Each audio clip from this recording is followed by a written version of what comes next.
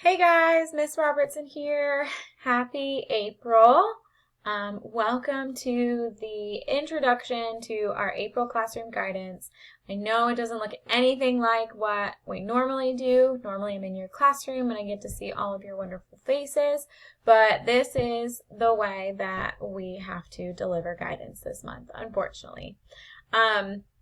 So for this month, for April, we are going to be talking about resilience. And what resilience means is it's just your ability to bounce back. Well, what exactly do you mean? What exactly does being able to bounce back mean?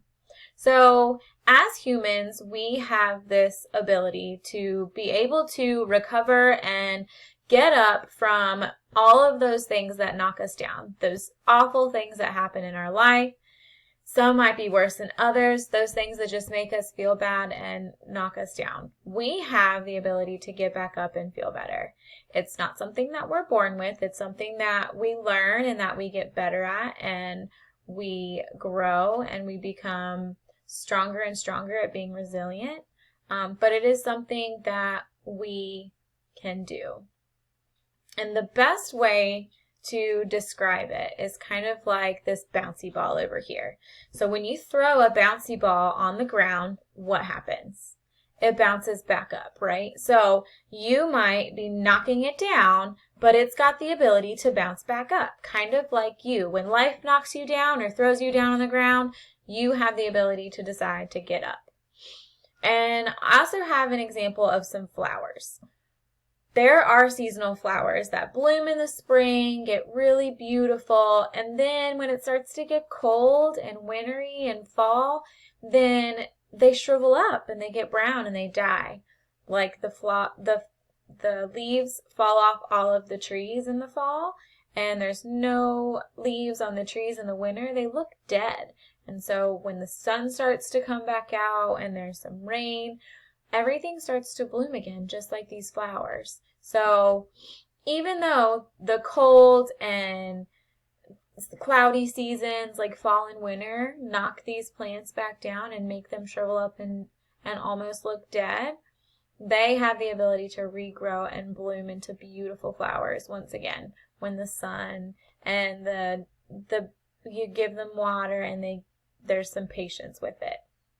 So just like this bouncy ball and the flowers, humans have the ability to get back up and flourish after being knocked back down. They are resilient.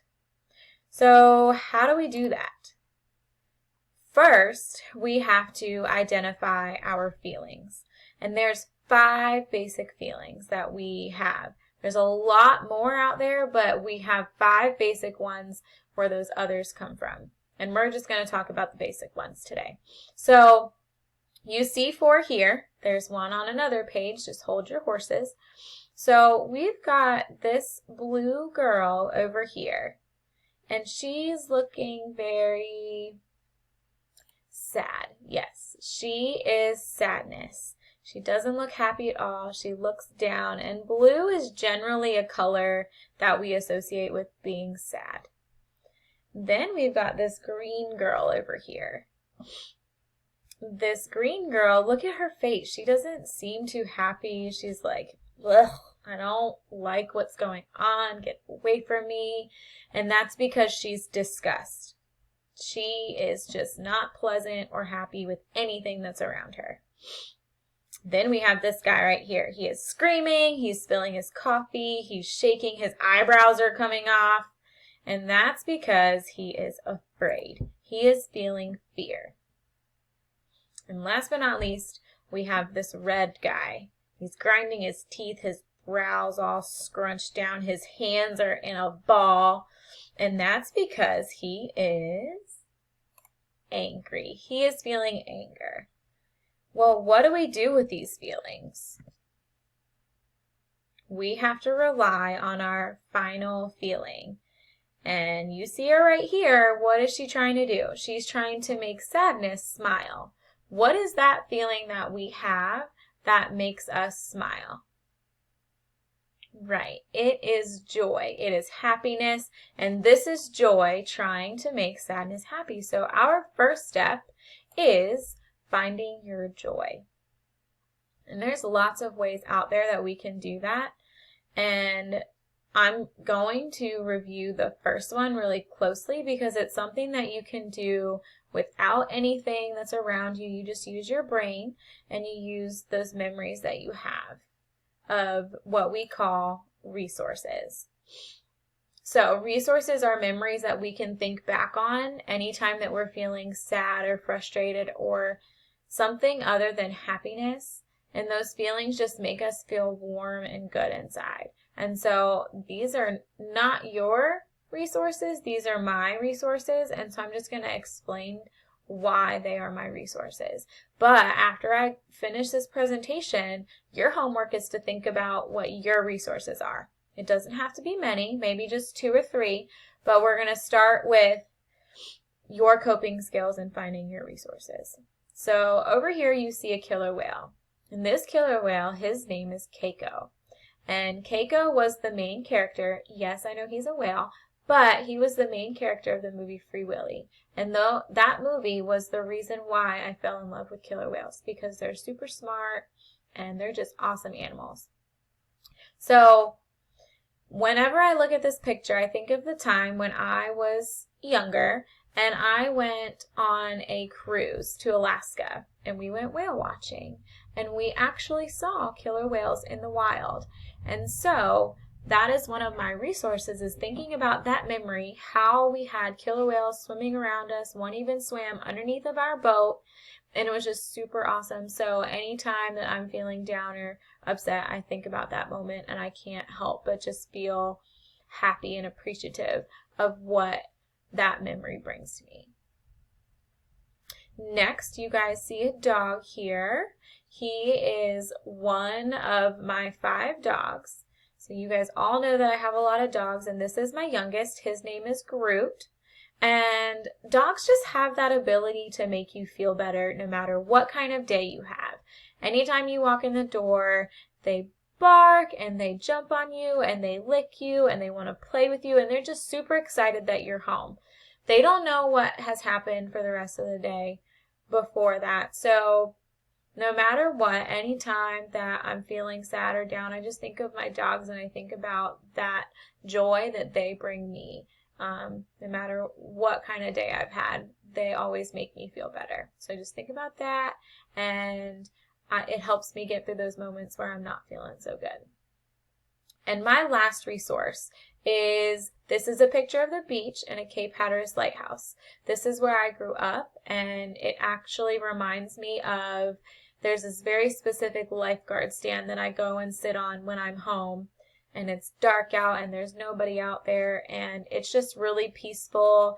I listen to the sound of the waves. I smell the salty air. I might feel the sand in my toes, and it really helps me calm down and think of that peace that ocean brings me. So whenever I'm upset and I just need to calm down, I think of the beach. So again, your homework is to think of those resources that you have. But like I said, there's many other coping skills. Here's a list of some that I'm going to read off to you. This is not the only ones that are around, but these are just some that you can try if you have the ability to do it. So blowing bubbles, riding a bike, taking a walk, petting your dog or cat, which you know that I do a lot. You can draw a picture. I actually didn't know I was good at art until I took it as a class. And so drawing is one thing that I do that helps make me feel better. It's a skill that you can get better at. So if you want to learn how to draw, then, go ahead and pick up a pencil and try that. You can think of your favorite place, which we've talked about is the beach for me. It's probably different. It's probably something different for you. You can jump rope. You can think of 3 things that you're grateful for, which means that you're just going to think of 3 things that you are happy to have in your life, things that you're happy to have around.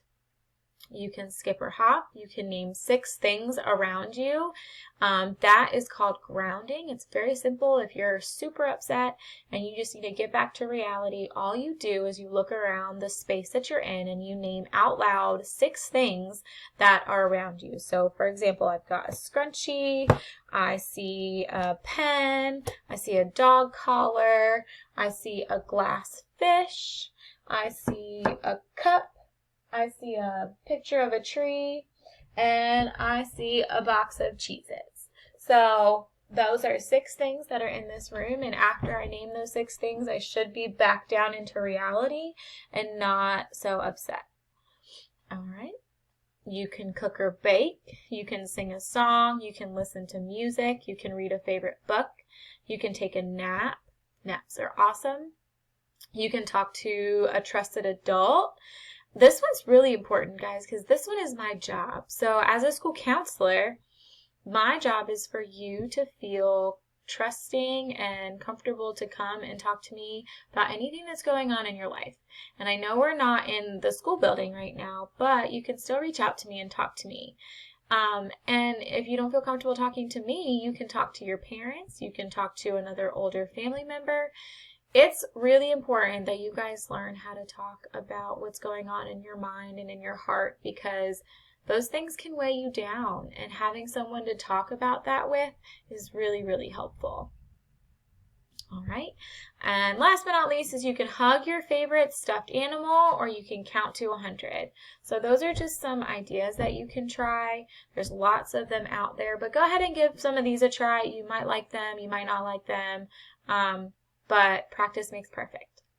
All right, so I'm sorry I'm not able to be with you guys physically in your classroom, but times are different right now, and we're all in this together. This is something I've never faced before, something you've never faced before, and your parents have never faced before. So we're all feeling some things that we've never dealt with before, and we're in this together. So if you need somebody to talk to, reach out to me, talk to your parents, you can talk to your teacher, but hopefully this will all be over soon, because I miss you all so much and I love you and I can't wait to see you again. So let's just hang in there, and the next thing you're going to do after this presentation is you're going to click on your grade level link to your classroom guidance, participate in those activities, and then you guys can begin to practice being resilient. Have fun!